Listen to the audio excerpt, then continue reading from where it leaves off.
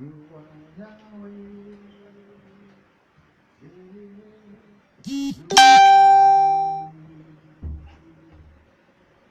You are Yahweh. You are Yahweh. You are Yahweh. Alpha and Omega. You are Yahweh. Alpha et l'Oméga. You are Yahweh. You are Yahweh.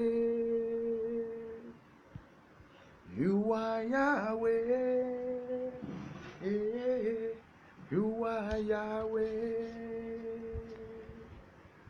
You are Yahweh. Alpha et l'Oméga. You are Yahweh, Alpha et l'Oméga. You are Yahweh, you are Yahweh, you are Yahweh, you are Yahweh. You are Yahweh, Alpha et l'Oméga. You are Yahweh, Alpha et l'Oméga. It's 19:30. You are Yahweh, Yahweh. You are Yahweh. You are Yahweh. You are Yahweh. You are Yahweh. Alpha et l'Oméga. Hallelujah. Hey, you are Yahweh. Alpha et l'Oméga. You are Yahweh, Yahweh. You are Yahweh. You are Yahweh, Yahweh. You are Yahweh. You are Yahweh. Alpha et l'Oméga. Oh, you are Yahweh, Alpha et l'Oméga. Shalom, shalom, shalom. Je salue tous les bien-aimés dans le Seigneur sans exception. Que la grâce et la paix du Seigneur Jésus-Christ se reposent abondamment sur vous qui me suivez. Nous plaçons ce direct dans le sang de Jésus-Christ et je prie que la faveur de Dieu se répande sur vos têtes et sur vos vies là où vous vous trouvez. Je prie au nom de Jésus-Christ que le ciel s'ouvre abondamment sur vos vies. Je prie abondamment que la droite de l'Éternel vous soutienne là où vous vous trouvez. Je ne sais pas ce que tu traverses, mais je peux te dire que l'Éternel Dieu est fidèle. Il ne t'abandonnera pas sûrement, car sa fidélité est un bouclier, une cuirasse. Il veille sur toi. N'aie pas peur, car il est avec toi. C'est pourquoi ce soir, nous allons placer ce moment dans la gloire de Dieu. Et nous allons demander à son esprit de prendre le contrôle de ce moment, de prendre le contrôle de cet enseignement et de prendre le contrôle aussi des prières. Après, nous allons prier. Et nous prions le Seigneur. Esprit de Dieu, nous te bénissons et nous plaçons ce moment entre tes mains, afin que ma personne s'efface, mais que ton nom soit glorifié. Viens m'utiliser pour annoncer ce que je dois annoncer à ton peuple. Viens m'utiliser pour édifier ton peuple, pour guérir les cœurs et pour les fortifier, pour prendre courage, pour avancer avec toi. C'est pourquoi je remets sur moi tes mains. Je réclame ton sang, Jésus, me couvrir et couvrir ton peuple. Couvrir nos poteaux, nos linteaux, tout ce qui nous concerne. Dieu, tu es là avec nous. Oui, c'est pourquoi nous remettons sur moi en tes mains au nom de Jésus-Christ de Nazareth. Que toute la gloire et l'honneur reviennent à Jésus-Christ. Que toute la gloire et l'honneur reviennent au Saint-Esprit. Que toute la gloire et l'honneur reviennent à celui qui nous a délivrés du péché et de la mort. Son nom est Jésus-Christ de Nazareth. Que Dieu vous bénisse. Que Dieu vous protège. Que Dieu vous assiste. Et que Dieu soit au contrôle de ce moment pour nous fortifier. Car lui seul a le pouvoir sur toutes choses. Au nom de Jésus, nous avons ainsi prié. Amen, amen, amen. Alléluia. Nous allons un peu ce soir parler d'un thème qui est très important. Ce thème est pourquoi je dois avoir peur. Pourquoi je dois avoir peur? Pourquoi? Est-ce que je connais mon identité en Christ? Est-ce que je sais qui je suis pour avoir peur? Vous savez, la peur ne vient pas de Dieu. La peur est un fruit de la chair. La peur vient du monde. La peur suppose un châtiment. La peur, oui, va freiner la foi. La peur va ouvrir les portes aux démons. La peur est un sentiment de détresse et de frayeur qui va freiner mon élan avec Dieu et avec son esprit. La peur ne vient pas de Dieu. Celui qui a peur, c'est qu'il redoute quelque chose qu'il a fait. On ne peut pas avoir peur. On a peur, oui, de l'éternel. Mais on ne peut pas avoir peur de la situation, des détresses, des calamités et de tout ce qui peut venir. Il n'y a pas que cette pandémie qui arrive. Parce que sans la foi, on ne peut pas être agréable à Dieu. Et la foi vient de quoi? Comment est-ce qu'on a la foi? La foi vient de ce qu'on entend. Mais toi, qu'est-ce que tu entends en ce moment? Les bruits qui courent, qu'est-ce que tu entends? Quand tu allumes la télé, la radio, les médias, qu'est-ce que tu entends? Est-ce que cela produit en toi la foi? Lorsque tu écoutes le monde, lorsque tu écoutes les choses de l'affaire du monde, cela peut produire en toi la foi? Lorsque tu écoutes les morceaux mondains, cela peut produire en toi la foi? Ma Bible me dit dans le livre de Romains que la foi vient de ce qu'on entend. Et ce qu'on entend vient de la parole de Dieu. Alléluia. Donc si tu aimes la parole de Dieu, tu auras la foi. Et si tu crois, ta foi va augmenter. La peur va disparaître. La peur va te quitter. Et Dieu va te donner l'audace et l'onction pour avancer. Lorsque David était confronté à Goliath, David était encore plus jeune par rapport à ses aînés. Mais il n'a jamais eu peur de Goliath. Goliath symbolise ta peur. Goliath symbolise la difficulté. Goliath symbolise la montagne. Goliath symbolise ce que tu redoutes. Mais je peux te dire, son nom n'a pas changé. Il a vaincu la mort. Il a vaincu le péché. Il a vaincu l'enfer. Son nom est au-dessus de tout nom. Son nom est majestueux. Son nom est glorieux. En son nom, tout genou fléchira. Je vous présente le Seigneur et la majesté, la souveraineté du roi de gloire. Jésus-Christ de Nazareth. Jésus-Christ de Nazareth. Celui qui nous a sauvés, celui qui nous a rachetés, celui qui s'est livré à la croix pour prendre nos péchés et nos iniquités. Celui qui nous a délivrés de la mort et du péché. Il s'agit de lui. Et si tu es en lui, pourquoi tu as peur? Si tu crois en lui, pourquoi tu as peur? Nous allons partager, nous allons parler un peu de ça. Et nous allons chasser toutes les formes de peur qui sont encore en nous. Des pasteurs qui ont peur. Mais si toi, le pasteur, tu as peur, que feront les brebis? Si la tête de la locomotive est en panne, les wagons peuvent-ils les bouger? Oui. Lorsque Dieu t'établit, il te donne la capacité de pouvoir galvaniser tes frères, les encourager dans les bons moments comme dans les mauvais moments. Sa gloire n'a pas changé. Alléluia. Tu ne peux pas avoir peur. En tout cas, si tu es enfant de Dieu, tu ne peux pas avoir peur. De qui et de quoi dois-je avoir peur? Alléluia. Allons-y un peu dans la parole de Dieu. Allons-y dans la parole de Dieu. Saint-Esprit, voici ta parole. Viens nous faire du bien. Je ne sais pas parler, c'est toi qui parles. Amen. Genèse chapitre 3.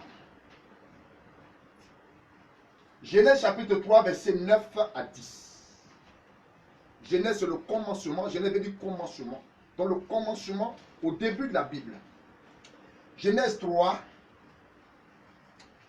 le verset 9 au verset 10. Pour ceux qui nous prennent en marche, le terme c'est « Pourquoi dois-je avoir peur ?» Pourquoi je dois avoir peur? Formulez comme vous pouvez, mais le sens, c'est le pourquoi je dois avoir peur. Alléluia. Donc, la première parole est tirée dans Genèse, chapitre 3, le verset 9 au verset 10. Mais l'Éternel, Dieu, appela l'homme et lui dit, « Où es-tu » Il répondit, « J'ai entendu ta voix dans le jardin, et j'ai eu peur, parce que je suis nu, et je me suis caché. » Donc nous voyons aussi clairement que par les interdits que Dieu d'abord avait confié la responsabilité à Adam de veiller et de ne pas toucher à cet interdit, qui est l'arbre de vie. Par désobéissance, lorsqu'ils ont posé cet acte, ils se sont vus nus. Donc, ils ont eu peur parce qu'ils voient qu'ils sont nus. Vous savez, lorsqu'une personne a peur, c'est qu'il y a quelque chose qu'il a fait. Si tu as peur, c'est que pose-toi la question, pourquoi est-ce que tu as peur? Si tu ne vis pas dans le péché, je ne vois pas pourquoi est-ce que tu as peur. Et même si tu arrivais de chuter ou de faiblir, je ne vois pas pourquoi est-ce que tu as peur. Oui, ici, Dieu demande à Adam, où es-tu? Je te demande ce soir, où es-tu? Quelle est ta position dans le Seigneur? Parce que lorsqu'une personne, par exemple, fait des mauvaises choses, il fuit Dieu. Lorsqu'on est sale, on fuit Dieu. Quand quelqu'un ne veut plus venir à l'église, c'est qu'il est en train de sortir de Dieu. Voilà. Donc il a peur d'être découvert. Il a peur d'être mis à nu. Il a peur que les autres voient qui il est. Ce qui est caché sera mis à nu et à découvert. Tôt ou tard. Donc, Adam a eu peur parce qu'il était nu. Donc Dieu va lui demander à la suite, dans le verset 11, qui t'a appris que tu es nu? Alléluia. Donc avoir peur symbolise quelque chose que j'ai fait ou que je redoute. Alléluia.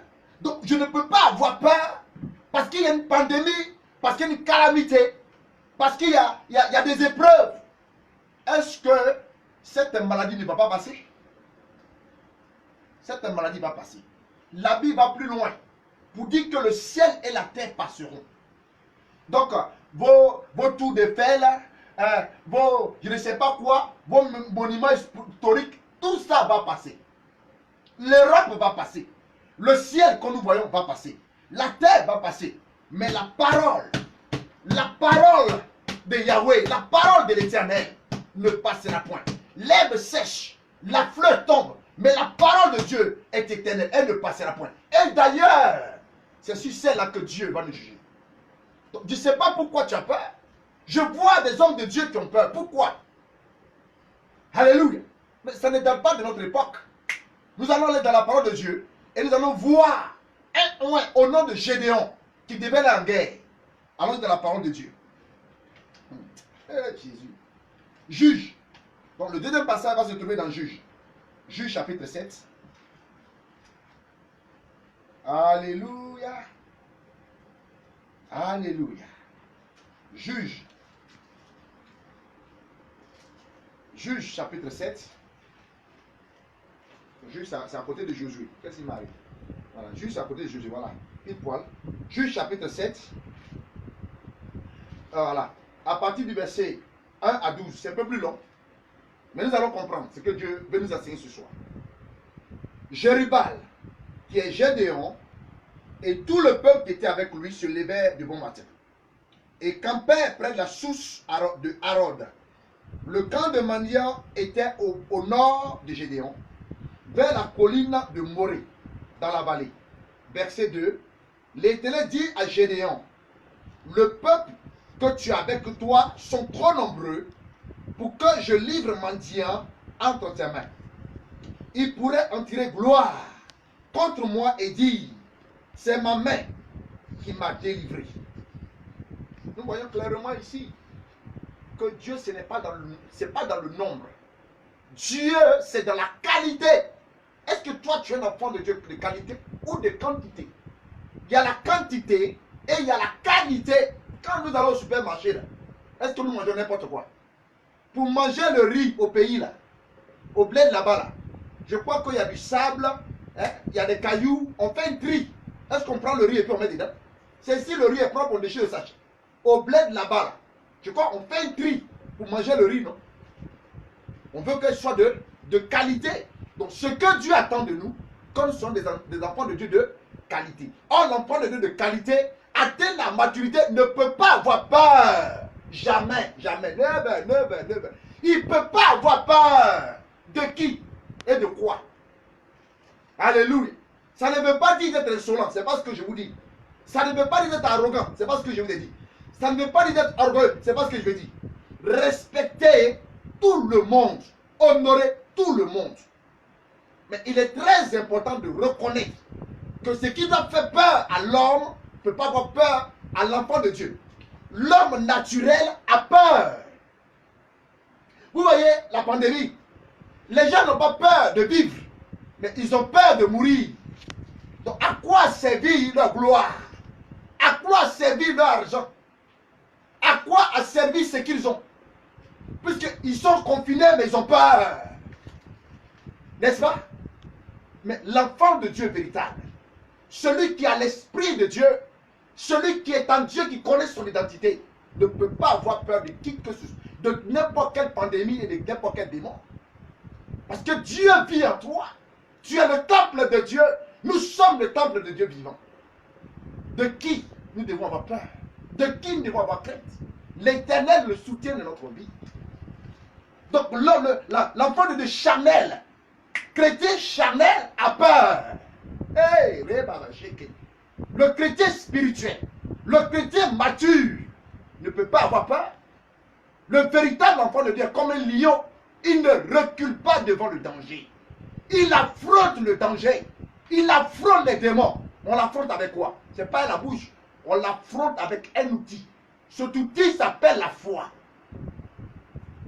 La foi. Le ministère s'appelle le ministère soldat de Jésus-Christ. Le logo et le symbole, c'est un bouclier et une épée. Le bouclier symbolise la foi. Face aux problèmes, face aux difficultés, je brandis mon bouclier, je brandis ma foi. Je brandis ma foi. Et j'utilise mon épée, qui est la parole de Dieu. L'épée de l'esprit, qui est la parole de Dieu, pour renverser les auteurs, pour renverser les montagnes, pour renverser les démons, pour renverser la sorcellerie, pour renverser les pandémies. J'utilise mon bouclier, logo du ministère soldat de Jésus-Christ. Un soldat, celui qui se bat. Il ne se bat pas dans la bouche, il se bat dans la prière, dans le jeûne et dans la prière. Et surtout par la foi, nous vaincrons Satan et les démons. Jésus a dit, prenez courage, car j'ai vaincu le monde. Hey, il est important, frère, d'être serein. D'être serein. Quand l'ennemi nous accable, Dieu nous délivre. Alléluia. Continuons dans la parole de Dieu. Donc Dieu disait à Gédéon que le peuple qu'il a avec lui est trop nombreux. Publie donc aux oreilles du peuple, verset 3, pour ceux qui nous prennent en coup, que celui qui est craintif, dans le mot craintif, dans le mot craindre, de qui aurais-je crainte? Donc quand tu crains, tu n'es plus dans la foi, frère. Quand personne, tu marches avec lui, il voit cafard, il a peur. Il voit moustique, il a peur. Il voit mouche, il a peur. Tout ce qui le touche, il a peur. Il n'est pas dans la foi. Oh, il n'est pas dedans. Il parle beaucoup, mais ses œuvres sont mortes. Il y a des fois mortes et il y a des fois agissantes. Agir veut dire se lever avec l'audace, avec la parole et de croire que Dieu est capable de renverser les situations de ma vie. Celui celui qui est craintif et qui a peur retourne et s'éloigne de la montagne de Galate. Donc Dieu prévient son serviteur Gédéon, Jérubal, pour dire de faire un tri. Dans le tri, tous ceux qui ont peur, qu'ils s'éloignent de cette montagne dans laquelle il va y avoir rassemblement pour aller au combat. Vous voyez? Maintenant, si Gédéon, lui aussi, il avait peur, comment est-ce qu'il va avoir la victoire? Le serviteur de Dieu symbolise l'ange de l'église. Le serviteur de Dieu doit doter des capacités spirituelles qui va permettre d'activer la foi de ses frères, d'encourager ses frères et ses sœurs, de se lever comme une seule personne devant Dieu et d'agir. Ce n'est pas d'avoir peur dans des quoi disant de jeunes, je ne sais quoi. Le moment est venu de brandir sa foi devant toute calamité et devant tout problème que le diable et les hommes nous imposent. Alléluia. Ce soir, la peur doit te quitter. La peur que tu as dans ton cœur doit te quitter. Dis Amen. La foi doit te quitter. Pas la foi doit te quitter, mais la peur doit te quitter. La foi doit remplacer la peur. Dis Amen avec moi. Yes. Nous continuons la parole de Dieu. Nous sommes au verset 3 toujours. Que celui qui est craintif et qui a peur s'en retourne loin de la montagne. 22 000 hommes parmi le peuple s'en retournèrent. Il ne restait que 10 000. Donc nous voyons que la moitié même de ceux qui voulaient aller avec Gédéon avaient peur. Est-ce que Dieu peut fonctionner avec une personne qui a peur? Toute personne qui a peur, frère et soeur, n'est plus dans la foi. Dis Amen. Donne-moi un amen bien. Donne-moi un amen bien là-bas. Voilà. Donne-moi un petit je t'aime. Puis je vais avoir la force de continuer. Alléluia. Donc, une fois qu'une personne a peur, le but du diable, c'est de nous faire peur. On dit, quand au pays, on dit gagamou. Gagamou, ici on dit les fantômes. Tout ça pour te faire peur. Mais une fois que tu as peur, tu ouvres des brèches. Tu ouvres des portes. Et l'ennemi, le diable, les démons, les sorciers savent que tu as peur. Il y a des gens qui prient, ils ont peur. Ils ont peur, ils crient, Ramama, Shekereba. Mais ça en fait, parce que lui, dans son cœur, il a peur. Donc, ces cris sont des cris de peur. Quand Dieu le regarde, c'est qu'il a, il a peur. Pourquoi dans la guerre, on met les colonels? Pourquoi on dit c'est un colonel? Le colonel, c'est celui qui a l'audace d'affronter l'adversité. Il ne recule pas. Et une fois que le colonel est tué, la guerre est finie. Les généraux sont là, ils ficellent les plans. Comme Aaron et Hur, qui le soutenaient Josué au combat, à Gabaon. Alléluia. Il est important, frère, de se lever dans la foi. C'est pourquoi Jésus a dit, quand il va revenir, est-ce qu'il va trouver encore des gens dans la foi? Point d'interrogation. On est devenu trop charnel, trop charnel. Trop. Moins de choses, on a peur. Montre-moi ta foi. Où tu es là-bas là. Montre-moi ta foi. Montre-moi. On y va dans la parole de Dieu. 22 000 hommes parmi le peuple s'en retournaient. Il restait 10 000. Verset 4. L'Éternel dit à Gédéon, le peuple est encore trop nombreux. Donc dans 10 000, Dieu trouve que 10 000 là, c'est trop. Si on était des enfants de Dieu de qualité, Esther, la reine Esther, a intercédé pour les Juifs en son temps, où Mardochée a mis le peuple de Juifs, voulait mettre le peuple de Juifs à mort. Si tu veux intercéder, sois un enfant de Dieu de qualité et non de quantité. Dieu n'a pas besoin de la quantité, mais Dieu veut que tu quittes la quantité que tu es pour te convertir en qualité, pour être validé. Dis-moi bien, dis-moi un amen bien là-bas. Hey, aujourd'hui, on est rempli comme la foule, mais dedans, il y a combien qui sont de qualité? Moi, je te dis la vérité, moi, je ne suis pas là pour te blaguer. Je veux que tu partes au ciel. Parce que le but du chrétien, notre terminus, c'est le ciel. C'est le royaume de Dieu. Les païens pleurent. Ça court dans tous les sens parce qu'ils ont peur. Et toi aussi, tu as peur avec les païens. Laissez-moi rire. Laissez-moi rire. Tu ne peux pas avoir peur. Non. Jésus devant Ponce Pilate. Ponce Pilate demande à Jésus. Hey! Ponce Pilate demande à Jésus. On m'a dit que tu es roi. Jésus dit, toi-même tu l'as dit. Jésus n'a pas eu peur. Ponce Pilate a pris son manteau. Il l'a mis sur Jésus. Il a mis sur Jésus. Ça veut dire, il a donné sa royauté à Jésus-Christ. Il a posé un acte prophétique sans le savoir. Allons-y encore dans la parole. Donc, 22 000 qu'ils étaient, Dieu va lui demander de faire le tri. Du tri de 22 000, ils sont arrivés à 10 000.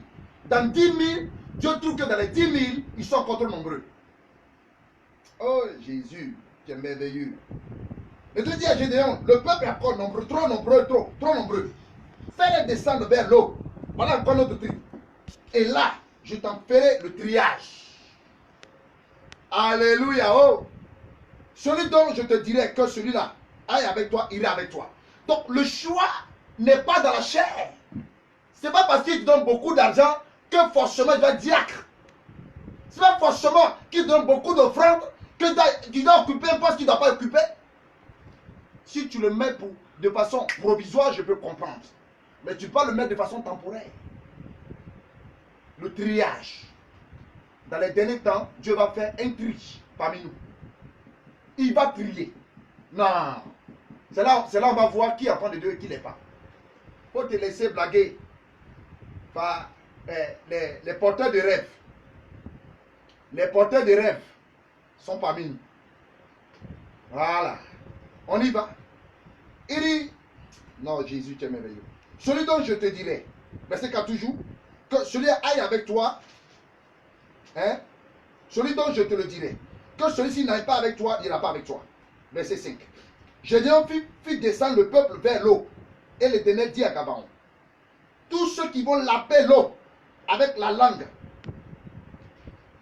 comme lape le chien, tu les sépareras, tel qu'on a déjà vu. Comment tu es enfant de Dieu, tu vas prendre ta langue pour laper. Les lapins, laper toujours. Hein? On va laper les tubocs, on va laper les Guinness. Enfant de Dieu qui continue de laper. Laper dans les choses sales. Il faut laper seulement. Il faut laper, continue de laper seulement. Oui. Quand on parle, on dit Dieu amour. On justifie sa bêtise en disant Dieu amour. Continue seulement. Le même Dieu qui est amour est le même Dieu qui fait le tri, le triage. Et on verra. Voilà. J'ai donc fait descendre le peuple. Voilà. Tu les sépareras de tous ceux qui vont se mettre en genoux pour boire. Se mettre en genoux est la position de l'humilité, d'adoration, de prosternation devant l'Éternel. Alléluia. Se mettre en genoux en signe d'adoration, en signe de prière devant Dieu. C'est ceux-là que Dieu veut voir. Les vrais adorateurs. Des personnes humbles qui s'abaissent pour le servir. On dit serviteur de Dieu.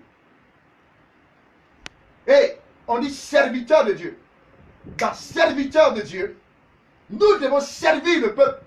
Mais aujourd'hui, c'est le peuple qui nous sert. On dessus nos fronts, on dessus nos chaussures.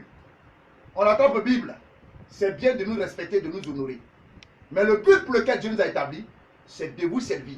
Et d'ailleurs, lorsque les disciples discutaient entre eux pour savoir qui était le plus grand, Jésus leur a dit, si vous voulez savoir qui est le plus grand parmi vous, sois le plus petit pour être le plus grand. Or, quand tu es le plus petit, tu es vilipendé. Tu es écarté. Alléluia. Il est très important. Il est très important de reconnaître que dans le tri, ceux qui vont se mettre en genoux, ceux qui lapaient l'eau en la portant à la bouche avec leurs mains, furent au nombre de 300 hommes. Et tout le reste du peuple se mit à genoux pour boire. Et l'Éternel dit à Gédéon, c'est pas les 300 hommes qui ont lapé que je vous sauverai, que je vous livrerai mendiant entre ses mains. 300, troisième jour, enlève les 2 zéros, le chiffre 3. Troisième jour, Jésus fut ressuscité lors de la résurrection par les 300 personnes pour les délivrer et pour libérer tes ennemis entre tes mains. Jésus. Que tout le reste s'en aille chez eux. Donc, dans les 10 000, Dieu va prendre seulement que 300. Ceux qui l'adorent, ceux qui se prosternent, ceux qui se mulient devant Dieu, en signe de respect, se prosterner, se mettre en genoux. Personne orgueilleuse, même pour te dire bonjour, même il a problème. Personne arrogante. Tu lui dis une chose, il t'insulte. Vous voyez? On ne peut pas servir Dieu avec l'orgueil. C'est incompatible. Parce que l'orgueil peut te détruire et détruire ta vie. Détruire tes bénédictions. Détruire tout ce que tu possèdes. Si Dieu t'a élevé, il est capable aussi de t'abaisser. On y va dans la parole toujours. Puis Gédéon, verset 8. On prit les vivres du peuple. On prit les vivres du peuple et de ses trompettes. Puis Gédéon renvoya tout le peuple d'Israël, chacun dans sa tente. Et il revint les 300 hommes. Le camp des mendiants était au-dessous de lui, dans la vallée. Verset 9. L'Éternel dit à Gédéon, pendant la nuit, lève-toi, descends au camp, car je l'ai livré entre tes mains. Verset 10. Si tu crains de descendre, descends-y avec Pura ton serviteur. Donc si tu as peur, fais-toi épauler par un homme de foi. Craindre, ça va peur. Donc, Dieu lui dit, moi, je t'ai déjà livré coronavirus. Je t'ai déjà livré tes ennemis, mais tu ne crois pas. Je vais vous dire, dites-moi, est-ce que le vrai enfant de Dieu marche par la vue ou marche par la foi? La Bible nous dit que tout ce qui est physique est passager et ce qui est invisible est éternel. Donc les choses physiques, comme ça, que je peux toucher, ce sont ceux qui vont disparaître. La chair va disparaître dans la terre dans laquelle elle a été prise. Mais l'esprit et là ne disparaîtront pas devant l'Éternel. Les choses de la chair sont passagères. Donc l'homme charnel ne peut pas avoir la foi. Parce que l'homme charnel regarde à ce qu'il voit. Or ce qu'il voit n'est pas forcément la réalité. Tout ce qui brille n'est pas de l'or. Mais celui qui vit par la foi, vit dans l'esprit, avec Dieu, avec sa parole, avec son Esprit Saint. Il ne peut pas avoir peur. Non, never. Il ne peut pas avoir peur. Alléluia. Il ne peut pas avoir peur. Jamais. Il ne peut pas avoir peur. Allons-y dans la parole. Psaume 27, verset 1. Le terme, pourquoi je dois avoir peur, pour ceux qui sont connectés. Pourquoi je dois avoir peur? Pourquoi? Why? Psaume 27. Psaume 27, verset 1 à 3. Psaume 27, 18, 24, 27. Psaume 27, verset 1 à 3. Il dit ceci. L'Éternel est ma lumière et mon salut. De qui aurais-je crainte? L'Éternel est le soutien de ma vie. Répète avec moi, là où tu es là-bas. Répète en même temps. Il dit, l'Éternel est ma lumière et mon salut. Moi, Jean. De qui aurais-je crainte? L'Éternel est le soutien de ma vie. De qui? De qui? De qui, je dis, aurais-je peur? De qui? De Satan, des démons? De cette pandémie? De qui? De qui aurais-je peur? Tu as peur pourquoi? Dieu, ce soir, te demande. La peur ne vient pas de lui. La peur vient du diable et des démons. Ce n'est pas biblique la peur. Oui, il ne faut pas avoir peur, frère. Honore les hommes. Respecte les hommes. Mais il ne faut pas avoir peur des hommes. Aie plutôt peur de Dieu. Oui, qui est capable de t'ôter la vie. Dieu qui est capable de tout faire. C'est de lui qu'il faut avoir peur. Ce n'est pas des démons. Ce n'est pas de la situation. Ce n'est pas de qui que ce soit. Il faut avoir peur de l'Éternel Dieu. Il s'agit de lui. Il dit, de qui aurais-je peur? Hey, Rebabaché Karama. Il dit, quand des méchants, verset 2, s'avancent contre moi pour dévorer ma chair, ce sont mes persécuteurs, mes ennemis qui chancellent. Quels sont ceux qui dévorent la chair? Ce sont les sorciers? Ce sont les sorciers qui dévorent la chair, non?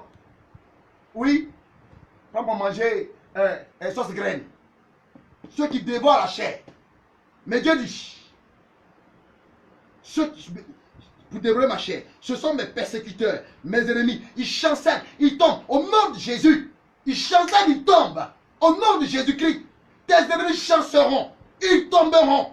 Si tu n'as pas peur, si seulement si tu n'as pas peur, frère. Alléluia. Verset 3, il dit, regardez encore ce verset. Oh, ça remonte ma foi ce soir encore. Il dit, si une armée est composée de combien de personnes? De plusieurs bataillons, de plusieurs personnes, n'est-ce pas?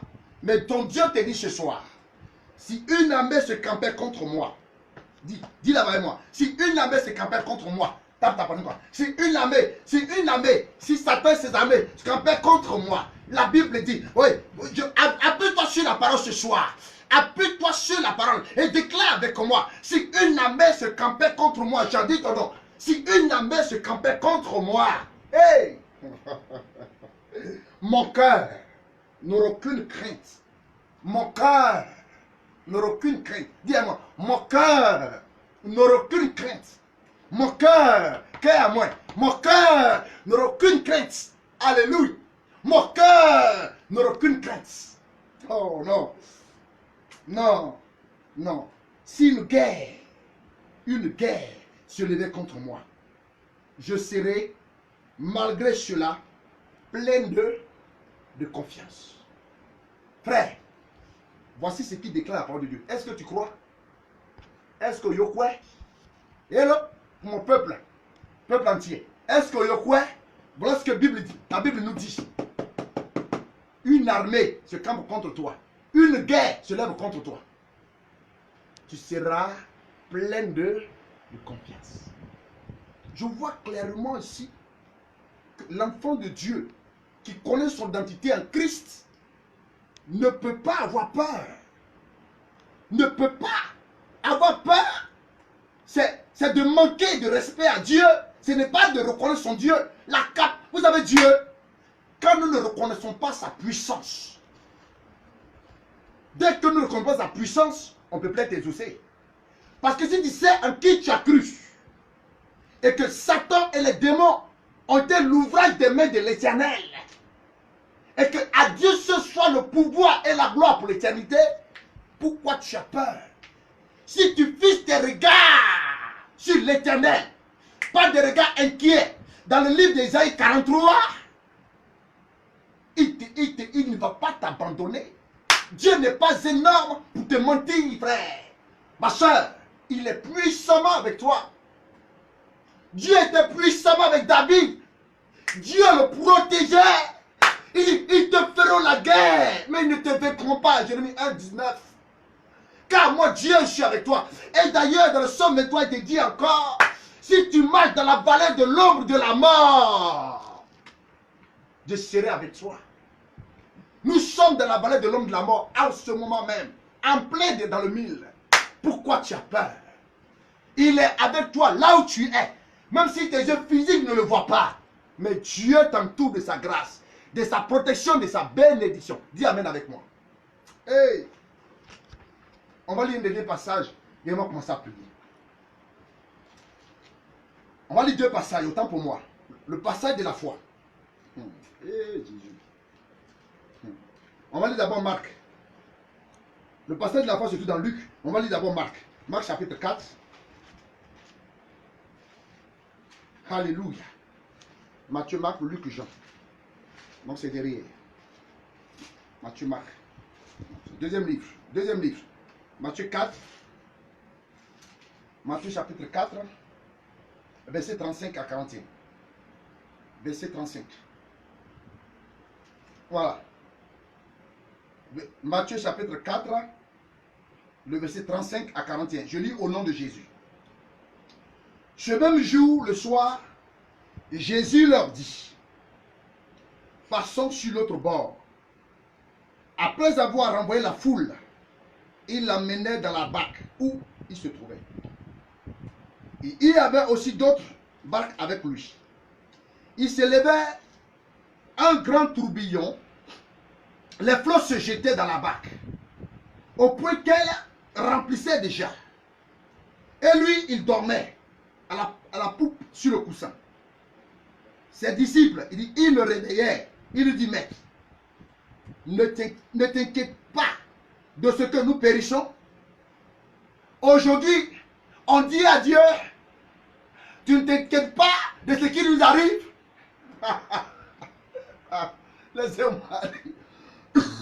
Laissez-moi rire un peu. Ses disciples dit à Jésus, ne t'inquiètes-tu pas de ce qui nous périssons? S'étant réveillé, il menaça le vent et dit à la mer, silence, tais-toi. Et le vent cessa et il eut un grand calme. Puis il leur dit, Jésus est en train de parler à ses disciples. Donc il menace d'abord la situation et maintenant il les reprend. Il leur dit, pourquoi avez-vous si peur? Je te pose la question. Pourquoi est-ce que tu as si peur? Pasteur qui a peur. Comment n'avez-vous point de foi? Donc dans la situation, on voit clairement que beaucoup manquent de foi. Il fut saisi d'une grande frayeur. Et ils disent les uns aux autres, quel est donc celui à qui obéissent même le vent et la mer? Et alors, nous voyons que notre foi est mise à l'épreuve. C'est pourquoi, à la fin de ce message, on va prier que Dieu augmente notre foi. On va voir le passage et on va prier. Donc, le passage, oh Jésus, Luc 17, verset 5. Luc 17, oui. Luc 17, verset 5. Luc 17, verset 5.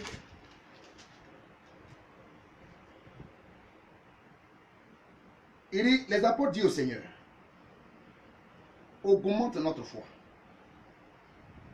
Et le Seigneur dit, si vous avez de la foi comme un grain de sénévé, vous direz à ce sycomore, vous direz à coronavirus, vous direz à la calamité, déracine-toi, plante-toi dans la mer et il vous obéira.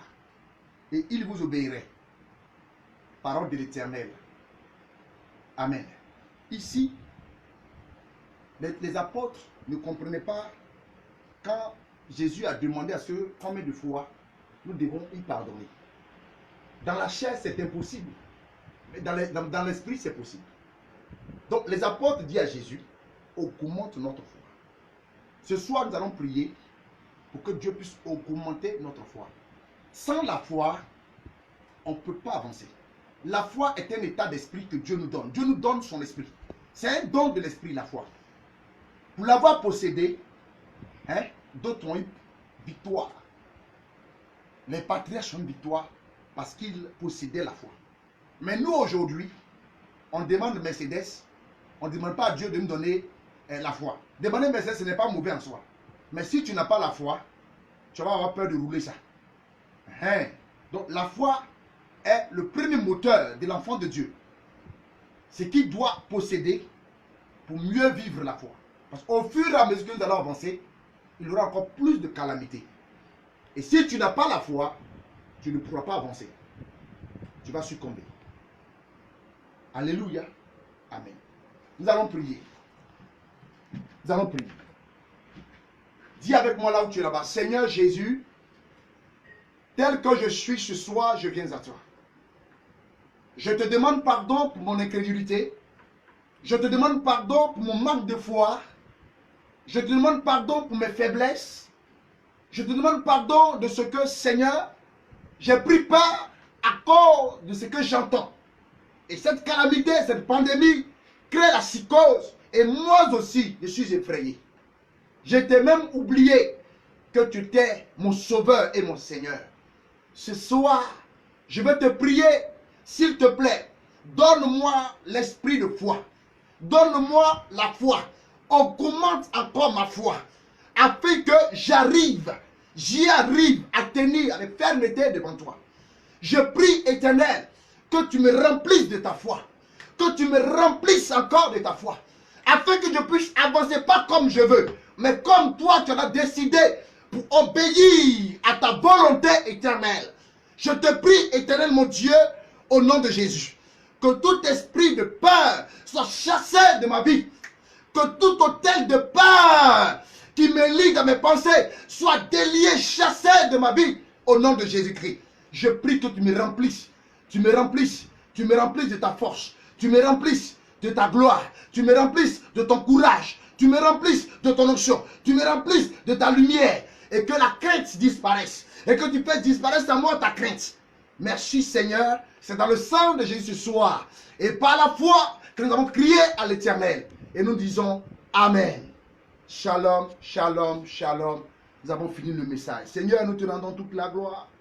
Et nous remettons la continuité de tous ceux qui vont regarder ce direct. Bénis-les puissamment et fortifie ton peuple en leur donnant un esprit de foi, en augmentant encore leur foi pour pouvoir avancer, avancer, avancer et retourner à toi. Car notre but, c'est le ciel. Notre but, c'est le royaume de l'Éternel. C'est de retourner à toi. Aide-nous, car sans toi, nous ne pouvons rien faire. Au nom de Jésus, nous avons ainsi prié. Nous disons Amen. Que Dieu